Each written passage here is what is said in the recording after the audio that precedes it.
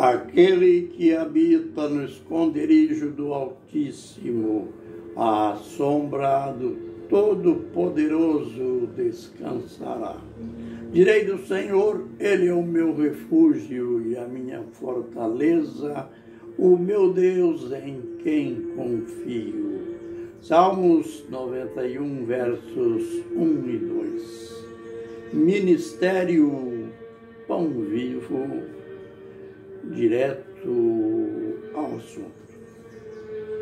Continuando dentro de nosso tema, o Apocalipse para todos. Mas antes de expormos, detalharmos algo desse tema, dê o seu like em nosso vídeo, compartilhe também com seus amigos na sua rede social. Fazendo assim, você estará nos ajudando na divulgação da palavra do Senhor. Faça também a sua inscrição, inscreva-se. Fazendo assim, você vai estar mais ligado ao nosso ministério, será um participante mais direto da propagação da palavra profética. Nós estamos no capítulo 14 de Apocalipse. Neste capítulo, a gente fica admirado com a intensidade do ministério dos anjos neste capítulo. Porque se nós formos analisar o ministério dos anjos em todo o livro, terá mais vezes a menção de anjos. Mas aqui, neste capítulo, a gente vê aquela expressão do apóstolo. 6 vezes ele se expressa dizendo: vi outro anjo, e vi outro anjo.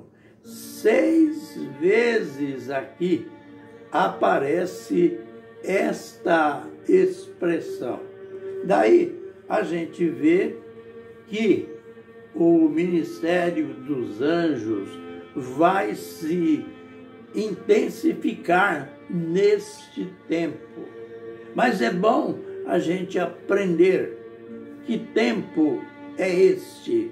Bom, a gente já aprendeu com farto material de que este tempo é o tempo do fim. É o tempo que estará reinando a besta, mas conhecido como besta, porque os atos deste homem são atos bestiais, atos de uma fera, não de um homem. Por isso, a primeira vez que aparece o nome besta é em Apocalipse 11, verso 7. A besta se levantando do abismo.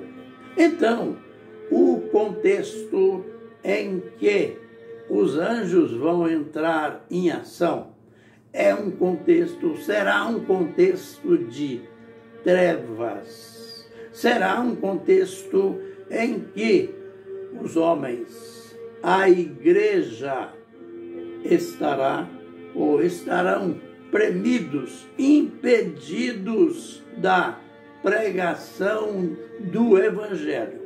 Hoje, a gente tem a liberdade praticamente total.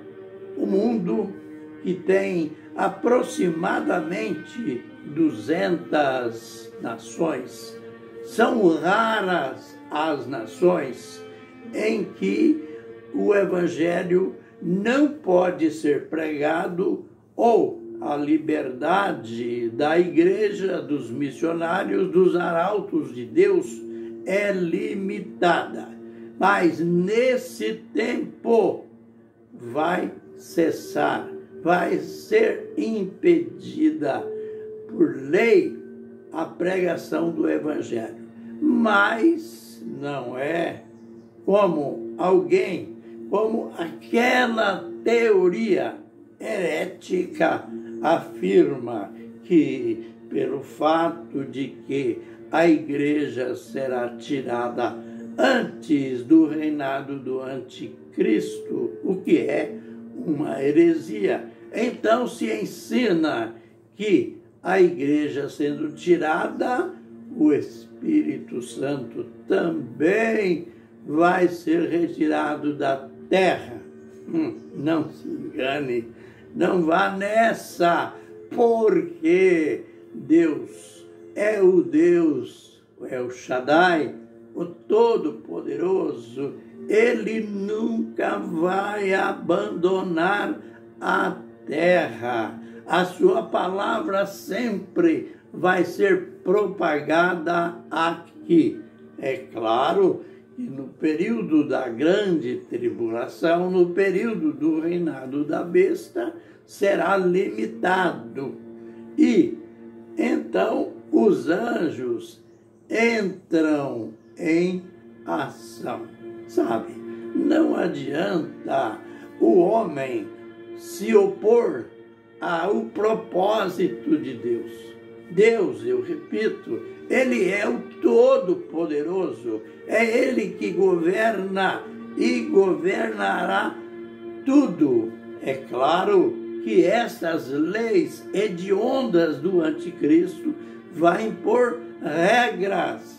É nesse período que os céus será infestado de anjos, enquanto aqui na terra estará havendo prisões dos santos, estará havendo torturas e mortes. Enquanto está acontecendo isto, Deus dos ares, usando anjos, os habitantes da terra irão ver anjos que passam, diz o texto, o primeiro anjo, quando ele entra em ação para pregar o evangelho eterno. Por que é chamado de evangelho eterno?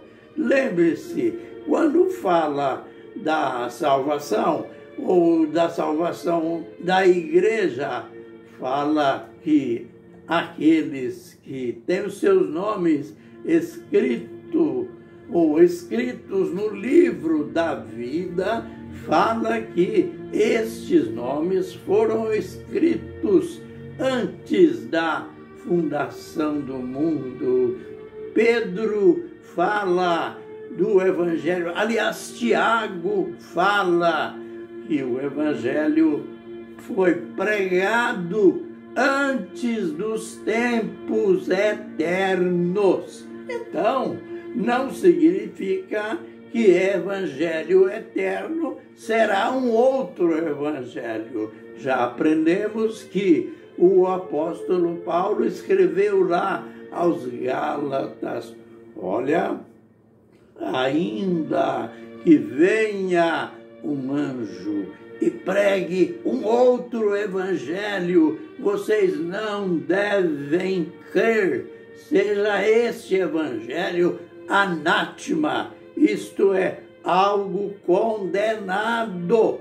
Então, é o mesmo evangelho que nós pregamos hoje. É claro que não haverá tempo para certos ritualismos que nós temos, não haverá tempo para congressos, para encontros, para batismos, não haverá chance para isto.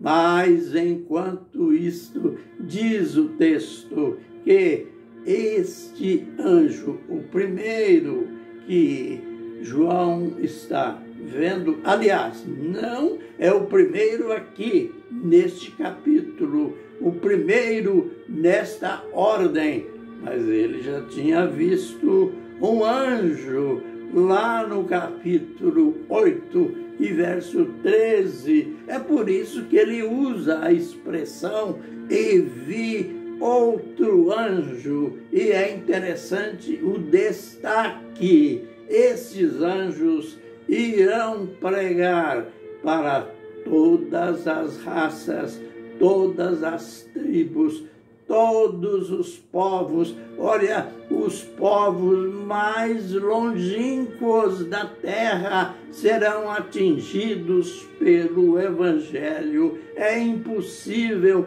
que as missões, é impossível que a igreja consiga atingir todas as nações, todas as tribos e povos, mas Deus usará os anjos. E o primeiro anjo, ele dá aquele aviso para os habitantes destas nações: temei a Deus e dai-lhe glória, adorai a Deus, porque é chegada a hora do seu juízo, isto é, a terra que estará submetida, aliás, os habitantes da terra que estarão submetidos ao julgamento de Deus. O anjo avisa que é chegada a hora, ainda não é o clímax